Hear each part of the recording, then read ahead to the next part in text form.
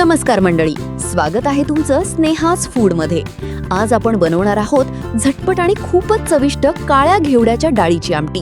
ही आमटी चवीला जितकी भन्नाट लागते तितकीच शरीरासाठी पौष्टिकही असते. गरमागरम भात किंवा भाकरी सोबत खाल्ली की जेवणाची मजाच काही वेगळी. चला तर मग सुरुवात करूया आपल्या अगदी साध्या आणि सोप्या रेसिपीला.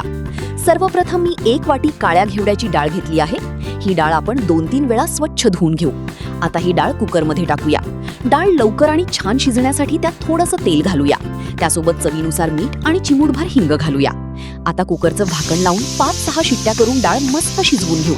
कुकर थंड झाल्यावर डाळ बाहेर काढू आणि छान घोटून घेऊ. असं घोटल्यामुळे आमटीला खूप छान टेक्स्चर येतं आणि चवही वाढते. अव्वा! आता कढई गरम करून त्यात तेल घालूया.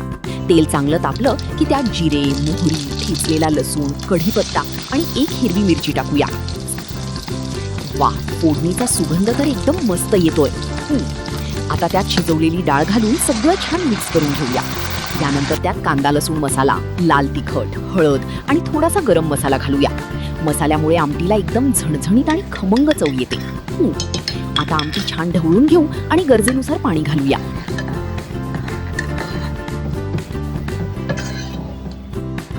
चवीनुसार मीठ घालून आमटीला छान उकळी येऊ द्या. शेवटी वरून भरपूर कोथिंबीर घालू आणि गॅस बंद करू. अव्वा! तयार आहे आपली गरमागरम, साधी, सोपी आणि खूपच चविष्ट काळ्या घेवड्याच्या डाळीची आमटी.